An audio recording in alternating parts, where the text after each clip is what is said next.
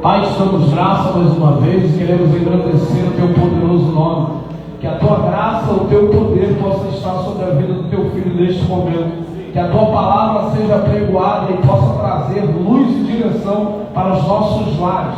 Que o teu nome seja glorificado e se cumpra a tua palavra. Que toda quebra de maldição, Pai, toda mágoa seja arrancada através da tua palavra e haja conversão para o teu reino. E assim você aplaude o nome de Jesus. Queremos amar o Senhor. Amém, irmãos? Amém. Evangelho de Jesus Cristo escrito por Lucas, capítulo número 7. Vamos ler a partir do parágrafo número 11. Evangelho de Cristo escrito por Lucas, capítulo número 7, o verso número 11. Enquanto você lê esse texto, quero glorificar a Deus por esta oportunidade de uma vez mais para estar nessa casa, para glorificar e engrandecer o nome do Senhor juntamente com os irmãos. Deus seja louvado pelo nome do pastor Renato, que fez o convite para estarmos aqui. Pastor Domingos, que Deus abençoe, Lucas Ricardo, enfim, Deus abençoe todos os ministros que aqui estão. Deus abençoe todos vocês.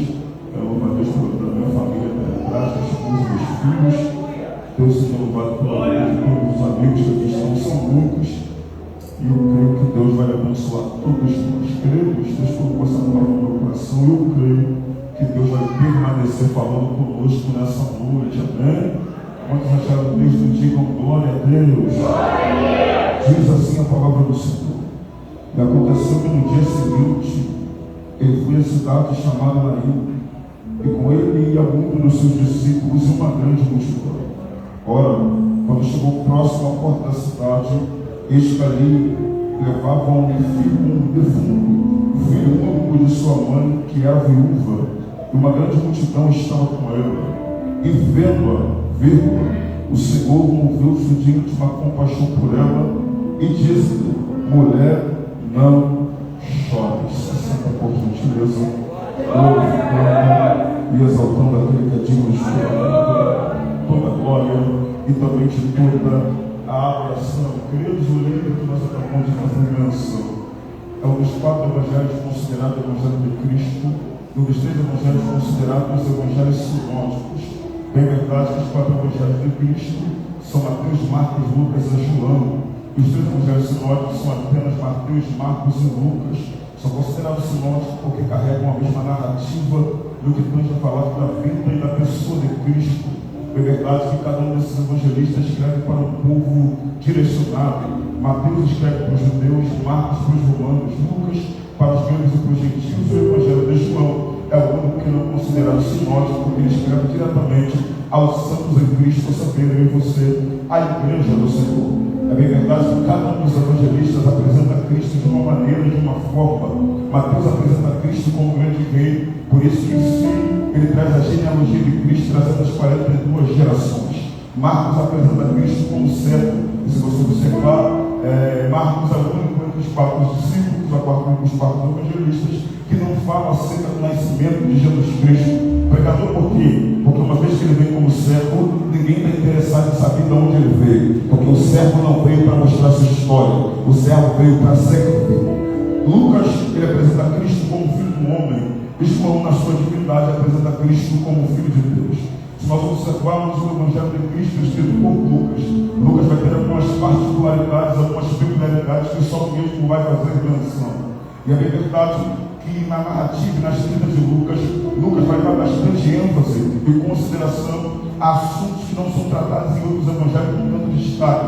A saber, Lucas vai falar bastante acerca dos pecadores, das mulheres e também das crianças. A primeira peculiaridade que Lucas é o único a escrever é acerca do nascimento de João Batista de uma maneira mais minuciosa, trazendo em vista o casal que é pai e mãe de João Batista, a saber, Zacarias e Isabel. Tem uma profundidade muito grande nisso aqui, porque Lucas, como os outros evangelistas, escrevem pós-período interbíblico, período esse, onde Deus fica 400 anos sem falar com a terra. Aleluia, o povo adora, Deus não desce para falar. O povo prega, Deus não desce para falar. E quando Lucas traz acerca da mãe do pai de João Batista, Lucas queria deixar para nós um sinal sinal. E qual sinal? O fato de Deus não estar falando não significa que Deus se esqueceu daquilo que prometeu. Pregador, porque o nome de Zacarias do original hebraico significa Deus se lembra. E o nome de Isabel significa da sua promessa. Era Deus dizendo: estou muito tempo calado, estou muito tempo sem falar, vocês adoram e eu não desço, mas fica tranquilo, aquieta o teu coração, porque eu ainda me lembro de tudo quanto eu lhe prometi. Olha, outra peculiaridade que só Lucas vai escrever é acerca desse texto que nós acabamos de fazer menção. Esse texto que se encontra aqui está localizado no capítulo número 7 do livro de Lucas. É um texto bastante interessante, que todos nós não ouvimos falar acerca da ressurreição do filho da viúva de Naim, uma vez que no que tange a ressurreição, Cristo só operou 3 em todo o seu ministério, que foi a filha de Jairo, Lázaro e o filho da viúva de Naim. É bem verdade que para a gente falar no capítulo 7, a partir do versículo 11, nós precisamos falar para onde Jesus estava no início do capítulo 7. Cristo está em Cafarnaum, e a Bíblia diz que um grande homem, um centurião, uma autoridade romana,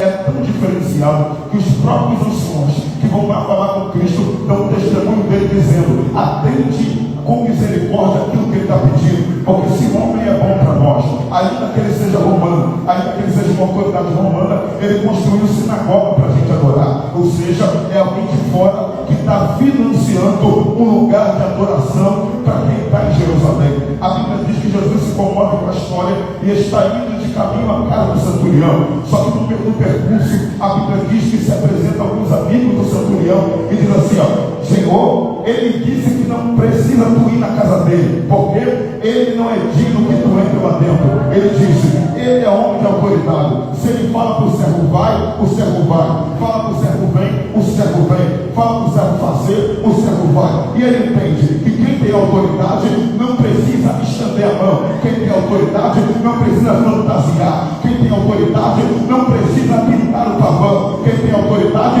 basta liberar uma palavra, e essa palavra vai mudar a história. Eu não vim aqui para desenhar uma mensagem linda, eu não vim aqui para falar da minha oratória, eu não vim aqui para falar segundo isso, segundo aquilo. Eu vim liberar uma palavra, e com a palavra, uma palavra de Jesus já é o suficiente para a tua história ser mudada. Talvez você veio aqui procurando uma casa, talvez você veio procurando aqui um carro, mas eu quero te apresentar algo muito melhor. O que é a palavra? Porque quando eu estou na escuridão, lâmpada para os meus pés é a tua palavra e luz para os meus caminhos. Quando eu estou em treva, eu guardo a palavra no coração para que eu não possa pecar contra ele. Tu não vem aqui guerrear à toa, tu vem aqui para receber palavra.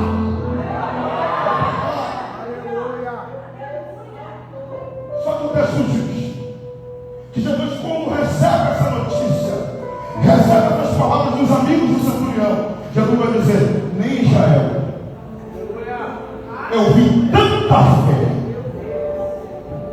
E quando aqueles homens chegam em casa, o servo do centurião já está curado. Só que o texto que nós lemos diz assim, ó: no dia seguinte,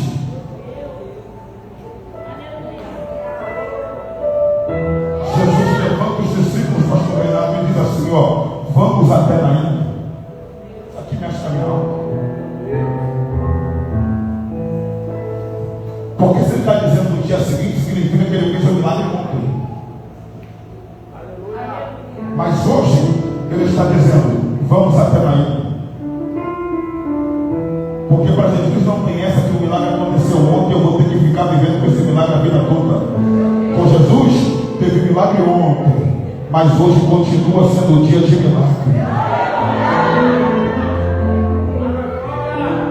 Jesus quer ir até Naim porque Jesus sabia o que estava acontecendo, onipresente. Jesus entendia o que estava acontecendo em Naim. Eu vou falar mais ou menos aqui, daqui a pouco a gente entra fundo o que está acontecendo em Naim. O que está acontecendo em Naim é uma mulher que já perdeu o bem, já perdeu o filho com o marido, e agora está perdendo o seu filho. E Naim está acontecendo um cortejo fúnebre. E Jesus está andando aproximadamente 40 quilômetros de Cafarnaum até Naim. E é interessante que esse esse caminho aqui não é normal. Esse caminho aqui não é um caminho comum. Se você observar a geografia bíblica, você vai ver a geografia bíblica, você vai ver bem, que é 40 quilômetros de Cafarnaum até Naim. E o caminho até Naim não é um caminho normal, porque Cafarnaum está a 180 metros abaixo do nível do mar. Janaí é construída no alto monte, é um lugar alto, é 200 metros acima do nível do mar. O caminho que leva de Cafarnaum para Naim é uma rua estreita, até porque Naim é uma grande cidade, Naim na verdade é um vilarejo pequeno. Vou explicar isso aqui mais à frente. Então o caminho é íngreme, e cá para nós, sabe qual é o cartão de visita para alguém que está saindo de Cafarnaum e ir até Naim? Que agora você vai entender que Deus usou tudo que você aqui para escorregar. Qual é o caminho? Qual é o ponto de referência que foi o caminho certo para ir para Naim, pregador? É um cemitério de cobras no meio da terra. Que está no meio. Entre Cafarnaum e entre Naim. Quem está saindo de Cafarnaum para subir para Naim tem que passar frente do cemitério. Eu posso conjecturar que a teologia me diz fazer. Você imagina Jesus subindo para Cafarnaum e já o alvoroço no cemitério. Talvez o governo já está abrindo cobra prematuramente, porque o diabo gosta disso. Morreu, ele já prepara coisas, formas prematuramente. Talvez o governo está antecipando o seu trabalho, está abrindo cobra, e Jesus para e olha o movimento e diz assim: o que é que houve aí? Não, eu estou alegre porque eu vou enterrar alguém. Está descendo um cortejo lá do Naim e eu vou ganhar o meu dinheiro hoje, que talvez eu vou fazer uma festa em casa. E talvez eu olhe para ele e diz assim: está abrindo cobra prematuramente. Por quê? Porque na época, dentro da cultura judaica, o governo só recebia por sepultamento que concretizava. E talvez a resposta do governo sabe qual é, missionário? Eu estou abrindo cobra prematuramente porque a crente é vivo. Vive por quê, pregador? Já entreguei um dia ao marido. E agora? Vou enterrar o filho. É dinheiro certo. Eu imagino Jesus olhando para ele e dizendo: desculpa te dizer, liga para a tua casa e cancela a festa. Por quê? Porque Naim teve até morte, mas agora vai haver ressurreição. Eu vim te dar uma palavra profética. E qual a palavra, pregador? Hoje o cancelado está cancelado. O funeral. Alguém preparou, alguém colocou no caixão, alguém disse que acabaria com a ducha. Só que eu vim como profeta para dizer: pode cancelar a festa do inferno, porque Jesus está chegando em Naim para fazer. Porque tem boca toda agora. Eu fico gravando a Galileia aqui e eu vou entregar. Eu quero ver quem me prova quando que a morte se manifestou primeiro do que a vida. Pregador, nunca, claro que não. A própria ciência, que é corrompida, diz que a naturalidade humana é nascer, viver, procriar e morrer. Pregador, se baseia pela ciência, claro que não. Corrompida, me baseia pela Bíblia. Evangelho de Cristo, escrito por João, capítulo número 10, versículo número 10. Ora, o diabo vem, se não matar, roubar e destruir, vírgula, colocação, o diabo traz morte e destruição, vírgula, e Jesus veio para trazer vida e vida em abundância. Escuta, enquanto o diabo traz morte e destruição, Jesus traz vida e vida em abundância. Eu sei que quem estudou a quarta série vai pegar. Vamos expressar melhor a verbalização textual. Quando fala do diabo, olha a expressão do verbo. Ora, o diabo vem, significa está a caminho, não está presente e ainda não chegou. E quando fala do Yeshua HaMashiach, o texto diz: ele veio, significa está presente, está no nosso meio. Enquanto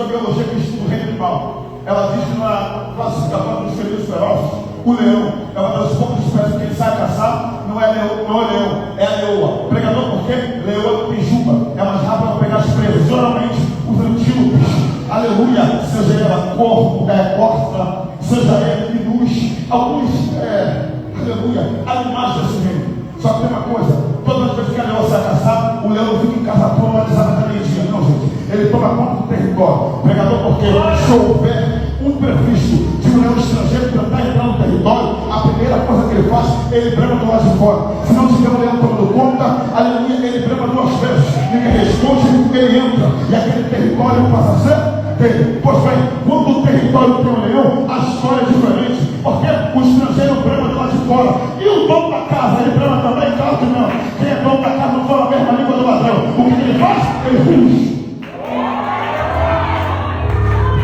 Rugindo o leão, ele está respondendo dizendo: pode ir embora. Por quê? Porque nesse território, pode ir embora. Porque na roça e na palavra já tem um leão. Enquanto o diabo está dizendo: vou acabar com o promocional, eu vou colocar depressão, ansiedade vai te matar. Enquanto a vacina cristão, aleluia, o Cristo está tentando na tua casa e está dizendo: pode bater e retirar a depressão, ansiedade, trava do passado, vai embora. Porque o leão está rugindo e dizendo: aqui não é o diabo, aqui tem.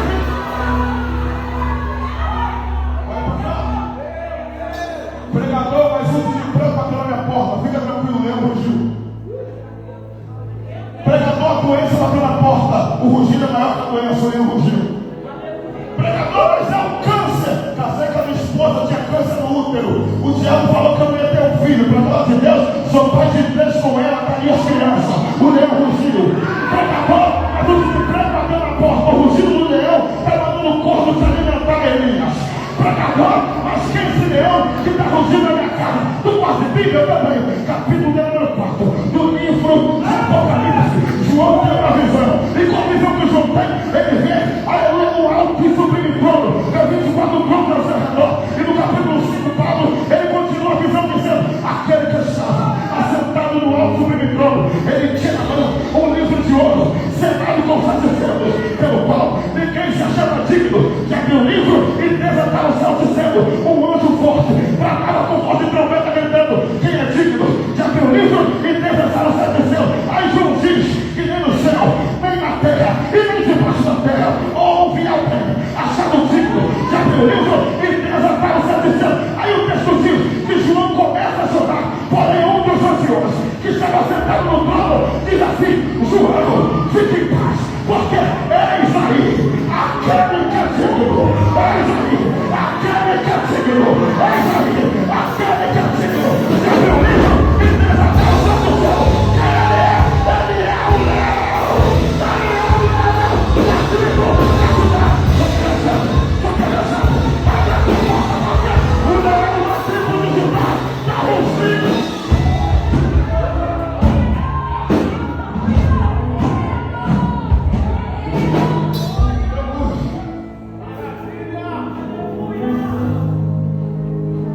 Jesus está subindo para Naim. Só que olha para cá. E agora eu explico o que é Naim. Cidade pequena, povoado pequeno. No alto, passou do portão de Naim, tem a despenhadeira. A cidade é tão pequena, geralmente os vilarejos pequenos, era um muro cercando só para a porta da cidade. Geralmente eles chamam os judeus não enterra dentro da cidade, porque uma vez que morre, para eles ficam impuros. Então tem que enterrar fora lá. Meu Senhor! Só que percebe uma coisa aqui?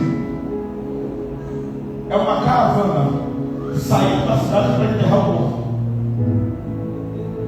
e outra caravana subindo na cidade para elevar a vida. Enquanto uns descem para enterrar, outros sobem para levantar. Quem é você hoje?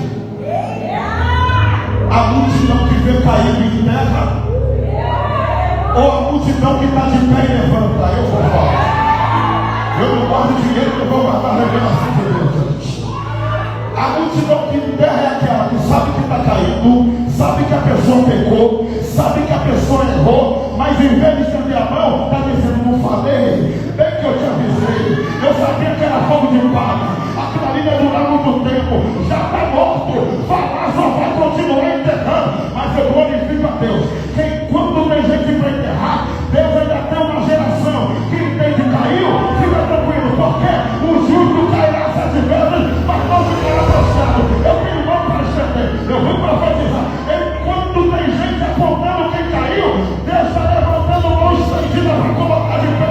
Pecador é apologia o pecado, claro que não. A Bíblia diz que Deus rejeita o pecado, mas Ele não joga o pecador do lado de fora. Tem gente usando o termo invertido, como assim? Abraça o pecado, mas que eu ia matar o pecador. Já que eu vim te dizer, perdoa a igreja que tem caminho, perdoa o sangue de Jesus que tentou te matar. Aqui não é lugar de valor, aqui é lugar de amor, está pesado, já que é pesado, aqui é oficial.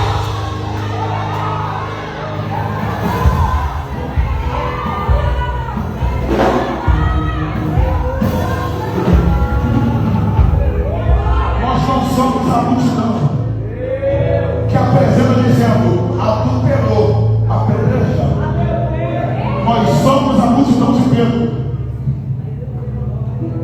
Prepara isso, não é? Prata, ouro não tem, mas o que eu tenho te dou. Segura a glória. A palavra de Pedro, pastor Monique, é o suficiente. É aquele que tem a chave. É o líder da igreja primitiva. Mais à frente em alto, você vai ver que a sombra do camarada cura. E por que ele libera a palavra, mas continua com a mão estendida? É porque só entende de mão estendida quem um dia já precisou dela. Tem gente que hoje pisa quem caiu, mata quem feriu, mas não lembra aquilo atrás, aquela pessoa que está morta, um dia chegava para te ajudar. Seja multidão.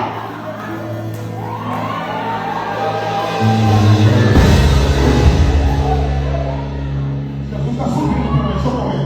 Jesus está subindo para mim. Pregador, o que está acontecendo aí? O cerimonial subiu. Quem morreu? O filho de uma viúva. Qual o nome dela? Não sei. Qual linhagem que ela veio? Também não sei. E por que Jesus subiu? Você vai entender porque eu comecei a falar sobre o centurião. Porque tem horas, gente, que Jesus vai resolver o problema de quem clama. Porque o centurião pediu para mim clamar. Só que a mulher não pediu ajuda. A mulher não morou. Não subiu um monte que acaba mal. A mulher não suplicou. Por que Jesus resolve no dia seguinte lá, pastor Gabriel? É porque tem horas que a boca não consegue pedir.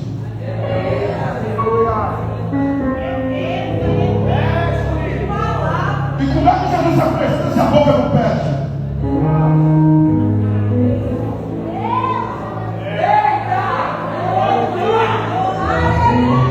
Porque às vezes aquilo que a boca não pede, as lágrimas denunciam.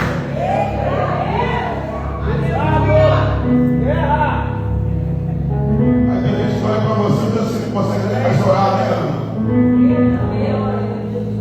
Mas tem hora que não sai palavra. Mas fica tranquilo, porque quando te faltar palavras, a lágrima vai trazer Jesus para nós. O que está acontecendo aí, pregador? Se vai ficar rapidinho para mim também. Essa mulher é viúva. Ou seja, é alguém que já mudou tudo. É alguém que nem segurou ainda. Só que perdeu alguém sabe muito bem a dor da pancada. A cura não aconteceu ainda porque está recente. O marido morreu tem pouco tempo. A guerra dessa mulher, o ressentimento, as feridas, os traumas ainda é grande. Só que quando ela pensa que vai respirar, vem outra pancada. E a segunda vai mais. Por que, pregador? Porque já tinha uma ferida aberta.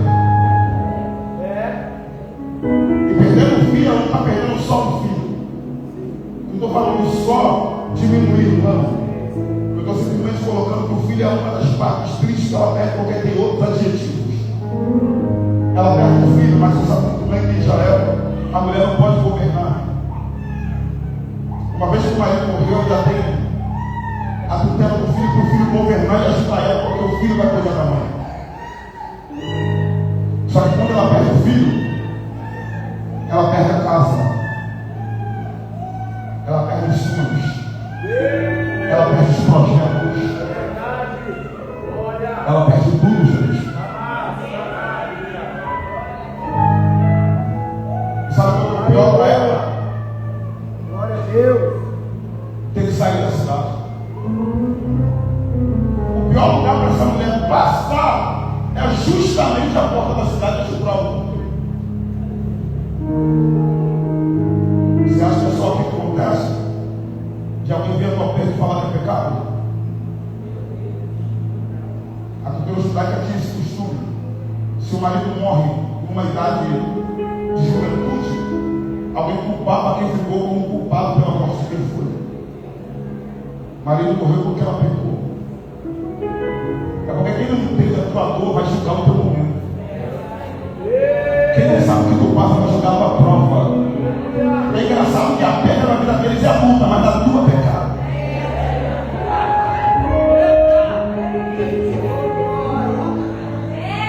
E porque a porta da cidade é o pior lugar. Gente, a cidade é pequena. E geralmente o lugar mais movimentado é a porta da cidade. Porque é ali que os advogados defendem seus direitos. É na porta da cidade. É ali que os juízes decretam as sentenças. É a porta da cidade. É ali que os comerciantes vendem o seu comércio. É a porta da cidade. Porta da cidade tipifica lugar de encontro. E para essa mulher, traumas de passado. Porque difícil é passar por uma dor e ver pessoas que eram para te ajudar te apontando. Mais difícil ainda é passar de novo. Se essa mulher pudesse pular o mundo e ir embora, ela ia. Porque a esperança dela acabou. A esperança qual é? Vou enterrar meu filho, talvez nunca mais volte para essa cidade. E o texto até agora me dizer, Paulo, que Jesus encontra com a mulher onde? Na porta da cidade. E por que esse encontro na porta da cidade? É porque a porta da cidade é lugar de encontro. E para ela iria encontrar com os traumas do passado, os ressentimentos do passado. E Jesus, o encontro não é com o passado, o encontro é com o presente para mudar o teu futuro. Jesus encontra com a mulher na porta da cidade. Isso aqui mexe com a minha alma, porque são duas multidões. Jesus encontrando com ela na porta da cidade. O texto diz: e vendo-a, vírgula, moveu-se de íntima compaixão por ela, vírgula de novo, e disse: mulher, não chore. Eu falei parafraseando as vírgulas para tu entender. A vírgula da língua portuguesa ela tem uma função muito boa. Ela começa um assunto, ela termina um assunto, ela dizendo, para dar início a outro. Termina uma história para dar início a outra. Termina uma ação para dar início a. Então a primeira ação de Cristo para ele encerrar qual foi? Vendo-a. Ou seja, no meio de uma multidão desesperada, ele conseguiu ver que precisava de verdade. Vírgula, moveu o seguinte, uma compaixão por ela. Vírgula de novo, e disse-lhe: mulher, não chore. Calma aí. Jesus vem como um manda. A introdução que eu dou sobre os livros não foi para mostrar conhecimento, foi para você entender isso aqui agora. Jesus é apresentado em Lucas como o quê? O filho do homem. Ou seja, a naturalidade carnal dele. Sendo a naturalidade carnal, ele sabe muito bem o que a mulher está sentindo, porque ele é carne. E como que ele sabe que a mulher está sentindo? E outra coisa, está enquadrado no costume, sabe que a mulher está perdendo tudo. Outra vez. Ele, na sua humanidade, vai olhar para a mulher e vai dizer: não chora. Aparenta ser insensível. Como falar para a mulher que derrama seu filho para não chorar? Como falar para a mulher que está sofrendo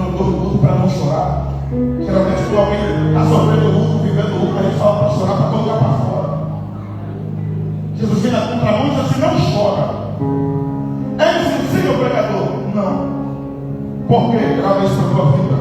Jesus nunca libera a palavra sem antes tratar do sentimento.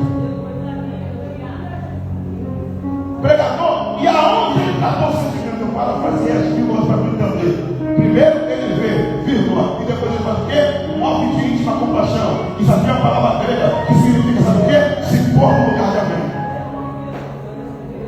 Quando ele libera dizendo não chora, ele está dizendo, tu não tem mais motivo para chorar. Porque o que te fazia chorar, agora resolve.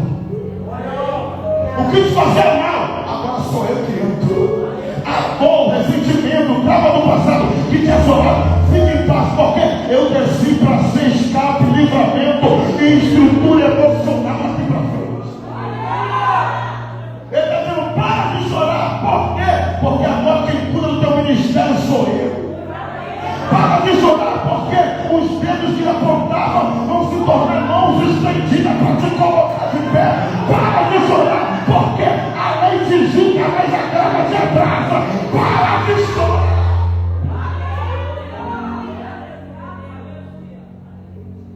Só que ele libera a palavra dizendo, para de chorar, meu termino. Mas em momento algum ele consola. Poderia muito bem dizer, não, chamar uma irmã de Deus, né? Abraça ela, não. A palavra por si só já consola. Só tem uma coisa: recebeu palavra aqui dentro, consolo aqui dentro do duplo de carro. Porém, o filho continua morto. O problema continua ali. Só que já passou, sabe, né? Você recebeu que levar mudar a história e quando chega em casa está pior do que quando veio. Deus fala que é contigo que está providenciando. E quando tu chega em casa, alguém te pede alguma coisa que não tem para dar. Só que para quem chora, aqui eu termino. Ele libera a palavra. E para o menino que falou, o texto diz que tocando no espírito.